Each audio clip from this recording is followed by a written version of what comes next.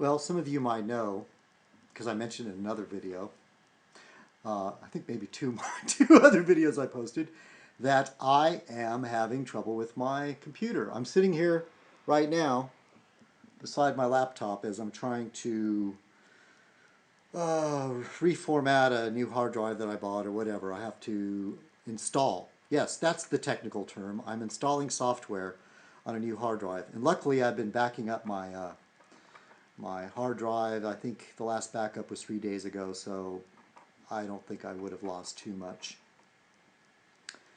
And so yes, I'm using my phone to do this right now. And I have to hold the phone in one hand. And it's kind of sitting here in the dark. It's hard getting the lighting just right. How's that? Yeah, even though it's daytime, I use artificial lighting. All right. Huh? How's that? A little better? All right. Time to don the fez.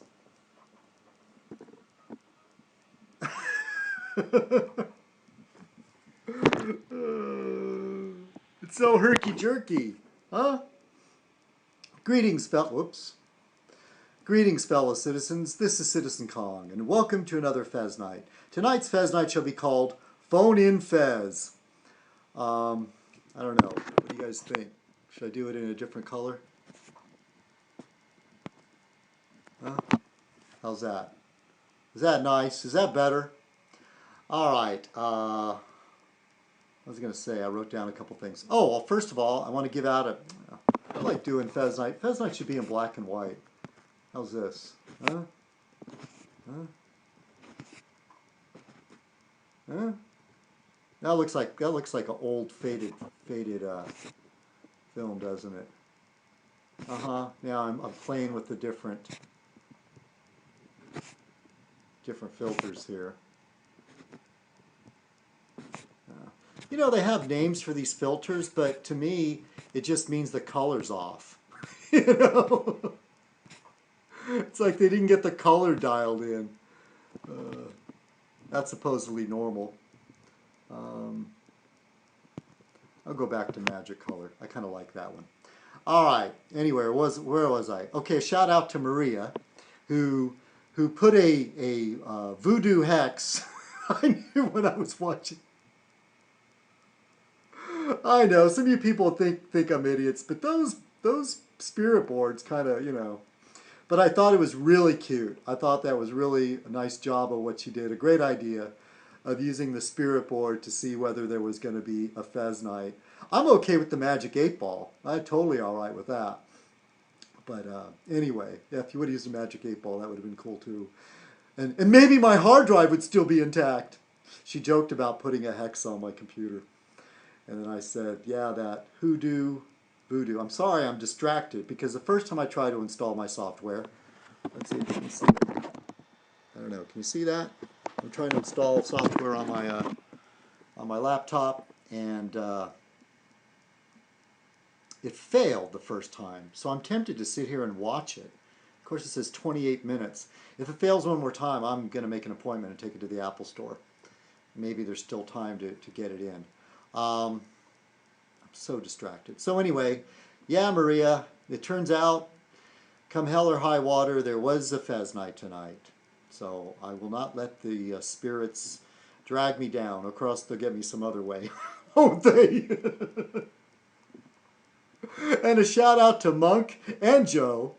Hey, Monk, I know you. Thanks for calling me back, and then right away you just started breaking up. And I tried calling you back several times, and couldn't get through. I just kept getting your voicemail. So we'll have to have a talk somewhere in the future here. A couple things. I don't know. Well, I probably lost it. I did have a copy of a BBC special, The Women of Doctor Who, and I don't know whether you'd be interested in that. I thought it kind of interesting, and it definitely sort of points out the differences with the new, I guess they call it the 2009, the Doctor Who reboot, compared to what was done previously. And I would argue that it's more adult than the previous Doctor Who. And some of those points do come out during that special. Anyway, I think that's it. Try to give you a call again later, but I don't think I can use my phone while I'm trying to use this to upload. Yes, and I can't do a full, luckily for you, I can't do a full Fez night because frankly I don't want my phone to be tied up that long, and I believe it uploads faster on the laptop. Son Beam mentioned, he said it looked better on the phone than it does for my laptop. Well, one of the things when I do it on my laptop, I do run it through the iMovie program, which I add the titles, you know, the citizenkong intro and outro, and then I do reduce it to a small file, because it is even reduced to the smallest file, which is like suitable for viewing on an iPhone. If it's a 45-minute video, it takes about 45 minutes to upload. And the faster I can upload it, the better for me on my crappy DSL connection. And I guess that's it. I'm in a big argument. So anyway, thanks, Son Beam. Yes, I'm doing that. And Son Beam, Angry Dummy, and I are on Twitter. And I'm right now, no matter where I go, I end up getting in fights with people about politics. So I'm having I guess you would call it a Twitter fight or a tweet war with some obnoxious conservative guy. As it turns out, the Huffington Post posted an article about Mormonism, about the Church of Latter-day Saints, and it was very brief, but it was a brief history of how it was founded and how a certain territory, I believe it's in Missouri, is important to the Mormons because the guy that founded the Mormon religion said that's where, I guess, Christ would return or something.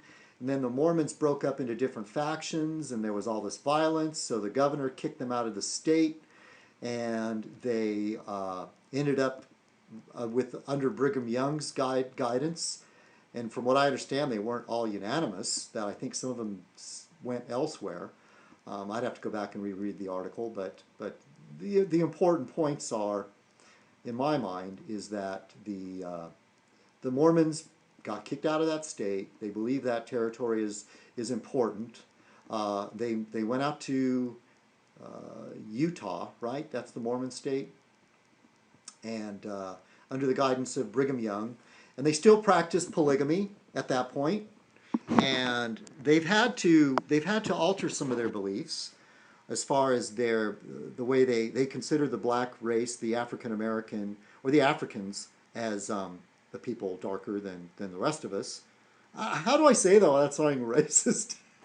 The black people. They say the black people are the descendants of Cain, which somehow makes them, you know, not as good, and some other stuff. So they had to change that idea. They had to spin that and say it in a different way, and they had to change the rules on polygamy. And I guess there's some talk about trying to reclaim that piece of land in Missouri and sort of make that a still, because of their old, you know, their original leader, their prophet, said that was the place where it's all going to happen, you know, the second coming or whatever. And so this guy stated in a tweet that the Huffington Post was bashing Mormons. And I did not see one thing in there about bashing Mormons.